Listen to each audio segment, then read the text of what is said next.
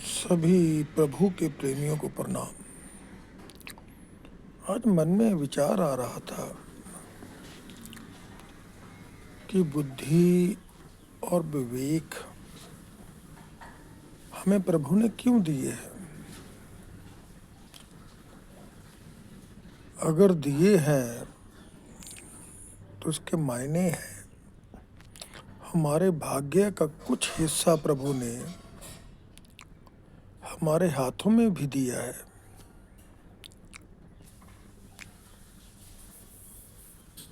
अब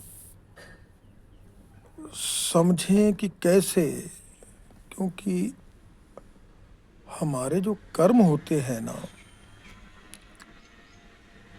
वो हमारे बुद्धि और विवेक ही तय करते हैं।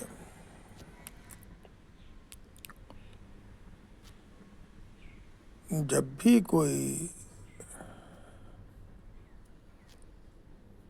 मन में बात आती है, दिमाग में बात आती है कि कैसे किसी चीज़ को करना है, उसके बाद मनुष्य अपनी बुद्धि और विवेक का प्रयोग करके अपने कर्मों को तय करता है। इस तरह से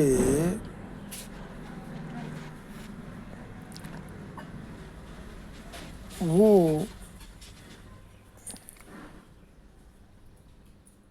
अपने कर्म करता है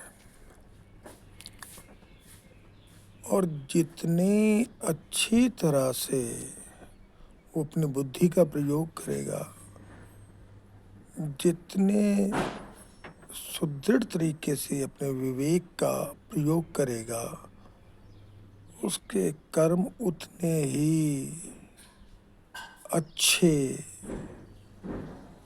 या बुरे होंगे। अगर वो पॉजिटिव होके बुद्धि और विवेक का प्रयोग करता है तो वो सत्कर्म करेगा।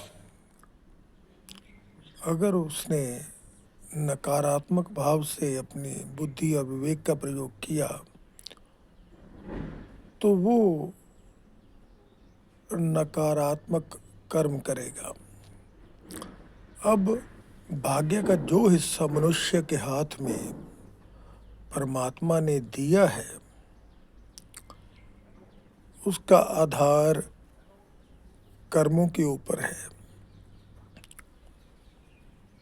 तो किसी भी समस्या आने पर हम अपने कर्मों का किस प्रकार से प्रयोग करते हैं,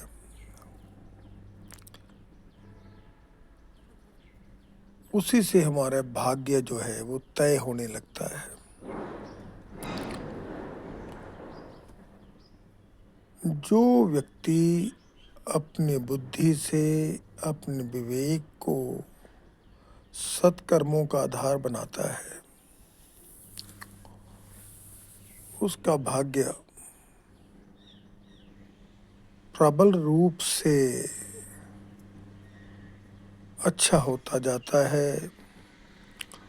और जो अपनी बुद्धि और विवेक से नकारात्मक भाव से कर्मों को आधार बनाता है, उसका भाग्य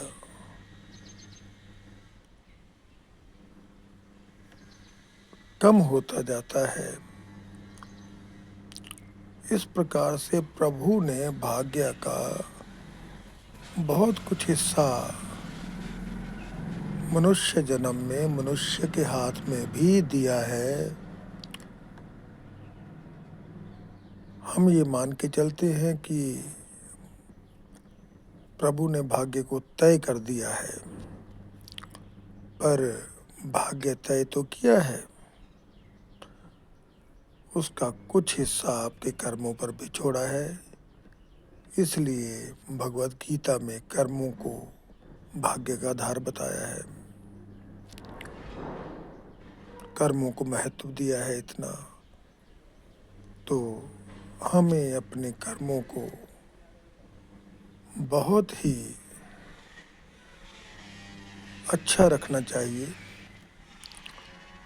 ज्यों ज्यों हमारी बुद्धि का उम्र के हिसाब से विकास होता है, अनुभव शामिल होते जाते हैं, तो हमें अपने कर्मों में सुधार की ओर ही बढ़ते रहना चाहिए, ताकि हमारा अंततः मनुष्य जन्म जो है उत्तम रूप से सफल हो और हम मोक्ष की तरफ अग्रसर हों। जय हो।